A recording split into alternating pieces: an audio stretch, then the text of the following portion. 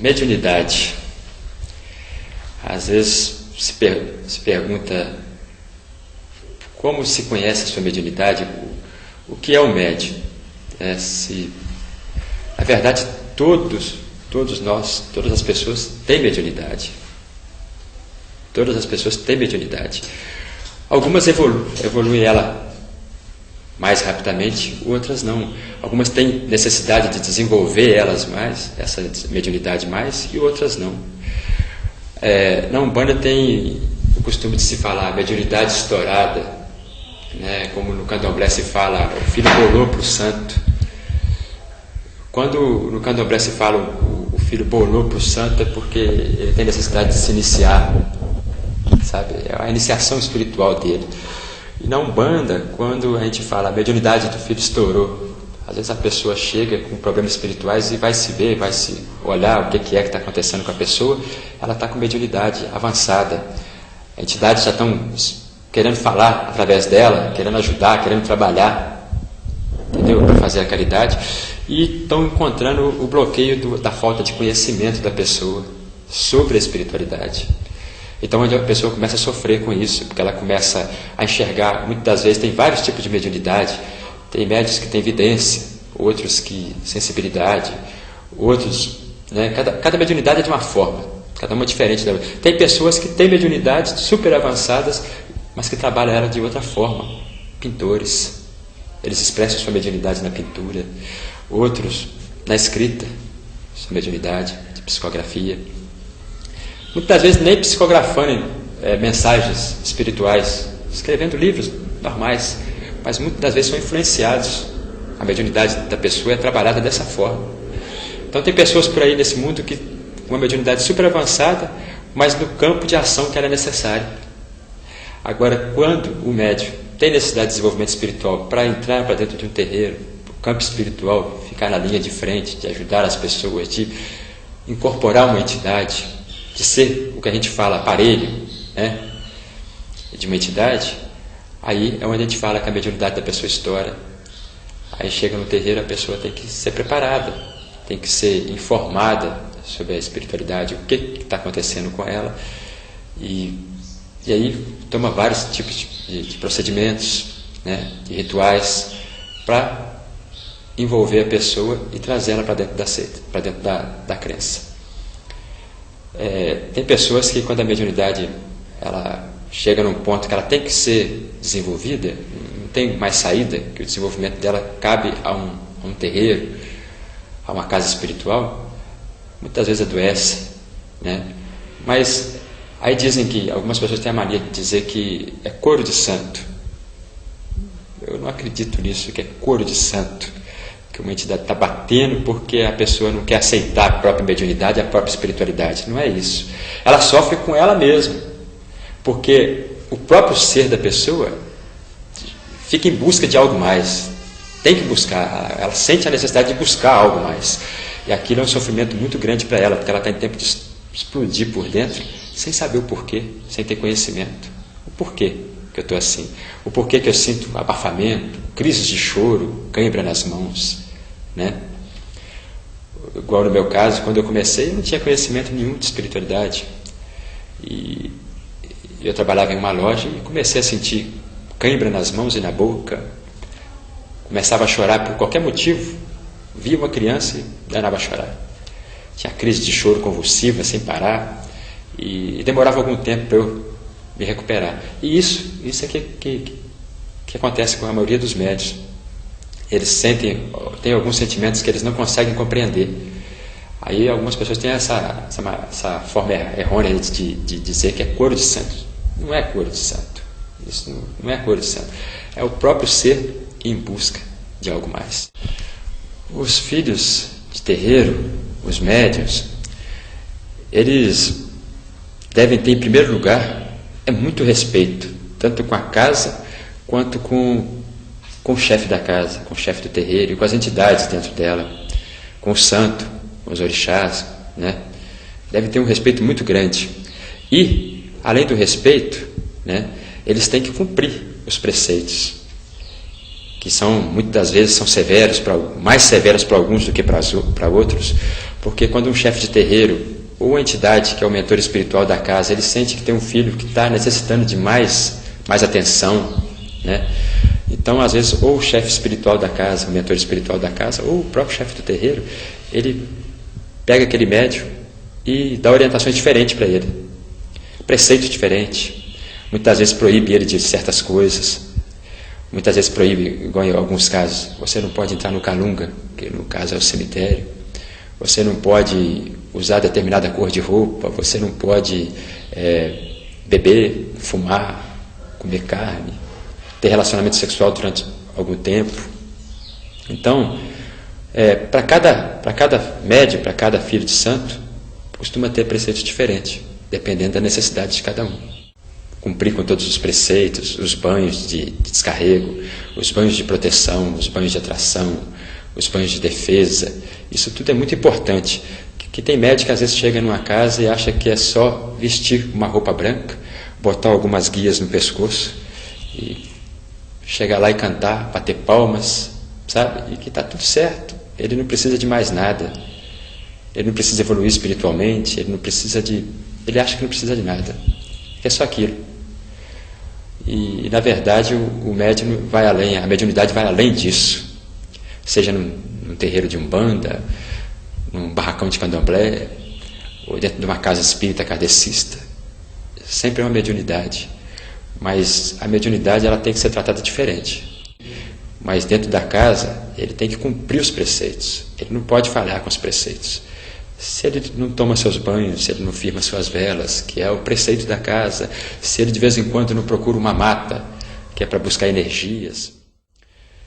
A vestimenta branca dentro do terreiro de umbanda, na antiguidade muitos diziam que o umbandista, né, os espíritas, eles usavam roupa branca para se parecer com o médico, porque são feitas muitas curas dentro de terreiros, né? São feitas muitas curas, então para parecer com o médico. E na verdade isso não é verdade, isso é totalmente errado. Nos vestimos de branco para isso, para se parecer com um médico, mas sim porque a cor branca ela reflete, né? Além dela refletir, ela transmite paz, harmonia, equilíbrio espiritual. E a cor branca é o somatório de todas as cores, e a cor de Oxalá, que é o nosso Pai Maior. Por isso todos nós usamos o branco e os pés no chão, que é um sinal de humildade, que um filho de terreiro nunca entra dentro de uma casa e ele entra calçado, de forma nenhuma. Ele nunca deve entrar calçado, sempre de pés no chão, em sinal de respeito, humildade e outro motivo maior. Até as pessoas da assistência, quando vêm em busca de caridade, a gente pede para tirar o calçado muitas das vezes. Por quê? Porque a terra ela é um absorvedor, né, de energia. Ela absorve energias, e o tocar com os pés no chão ajuda as entidades a trabalhar e absorver as energias negativas que as pessoas estão trazendo. Da mesma forma que ela absorve, ela transmite também. Então, por isso, o de usar os pés no chão, sinal de humildade também. As guias, os colares de contas, né? Os colares de contas que, para muitos, enfeites, né? Quando se simplesmente, hoje encontra em qualquer lugar, né? Os colares de contas, se você simplesmente o compra, no momento que você tem um colar na sua mão, ele é simplesmente um enfeite.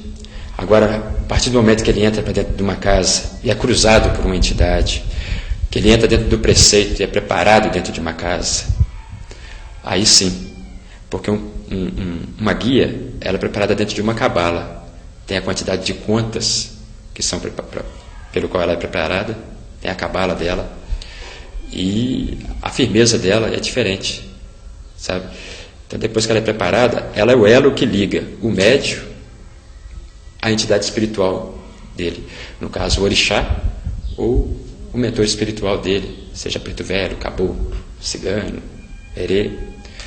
Então, no princípio, quando um médium entra na casa, é oferecido a ele, é preparado a ele duas guias, que é a guia do seu santo de cabeça, né? de pai e mãe. E algumas vezes do adjuntor, que são os auxiliares. Com o tempo e o merecimento do médium, o próprio chefe de terreiro, ou o mentor espiritual da casa, é que pode destinar ao médium usar outro tipo de guia. A guia de Oxalá nos terreiros de Umbanda, todos os médiuns devem usar e usam a guia de Oxalá, que é a guia branca. Mas a mudança o ganhar mais voltas, o ganhar mais guias para se usar, o preparo de mais guias para os médiuns, é devido ao merecimento dele, ao crescimento espiritual dele dentro da casa, dentro da fé. Muitas das vezes em terreiro se vê uma guia estourar no pescoço do médium, sem mais, sem menos, ela estoura no pescoço do médium. Porque ela é uma defesa também contra energias negativas, tanto do próprio médium, quanto de pessoas a quem ele está atendendo, a pessoas que estão próximas dele. Então, quando a energia está muito negativa, a tendência dela é estourar. Eu costumo dizer aos médiuns que a espiritualidade que a ligação nossa com as entidades, ela não parte daqui para lá não, é de lá para cá. Tudo na espiritualidade é de lá para cá, é eles com nós. Então tem muito médico que chega no terreiro e acha que ele é absoluto, né?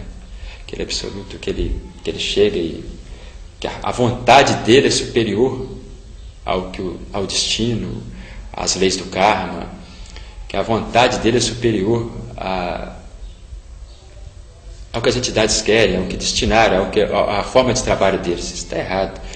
As pessoas têm que entender que as entidades vêm nesse mundo não para fazer a maldade. A maldade é outro ponto crítico, né? Porque hoje em dia as religiões afro, né, o espiritismo em si, a própria Umbanda, é muito pichada de várias formas por causa da maldade. Porque começou a se misturar Umbanda com Quimbanda, né? E a Quimbanda é uma parte, a Umbanda é outra. Fazer o mal existe em qualquer lugar. Não vai ser num templo de Umbanda somente que você vai encontrar o mal. Você vai encontrar o mal dentro de um templo católico, no ser humano, porque uma pessoa olha para o outro com raiva, com ódio, com inveja. Isso tudo é maldade. Um ser humano prejudicando o outro no emprego, num templo protestante, existe isso também.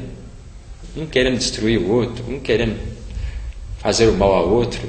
Isso em qualquer lugar, a maldade existe. Agora, quando o mal, a raiva, o ódio, interfere no trabalho espiritual, é uma parte muito perigosa. É muito perigoso porque você começa a interferir no destino das pessoas, a querer interferir com magia no destino das pessoas. E aí, será que isso é certo? Eu não acredito nisso, não. Acredito que é um erro muito grande. Porque quando você interfere no destino da pessoa, você está interferindo no seu próprio. No seu próprio. Você não sabe o dia de amanhã. É o mesmo que uma moça chega dentro de um terreiro de Umbanda e pede um namorado para uma entidade incorporada no terreiro. Muitas das vezes, aí já me perguntaram, mas por que um preto velho, um caboclo, ele ouve, e aconselha, ensina algumas coisas? Sim, mas ele olha a situação da pessoa. Se estiver dentro do destino da pessoa, se estiver no caminho da pessoa, a única coisa que ele faz é aproximar os anjos da guarda, é ajudar, sabe? Agora, eu te falo uma coisa, quando uma moça chega e pede, aí o que ela está pedindo? Ela não sabe o dia de amanhã dela, se o rapaz vai ser um bom marido, se ele vai espancar, se ele vai ser um bebum dentro de casa, se ele não vai trabalhar, se ele não vai ter carinho com ela. Não é isso? Então ela vem e pede. Então tem umas palavras, uma frase que eu já ouvi muitos pretos velhos dizerem dentro da casa, que é o seguinte: só peça aquilo que for bom para você. Peça o que aconteça na sua vida, no seu destino, o que for o melhor para a sua vida, para o seu destino, o que tiver destinado para você. Peça para afastar o mal, algumas dificuldades que você tiver. Todo mundo faz isso em qualquer tempo, em qualquer religião.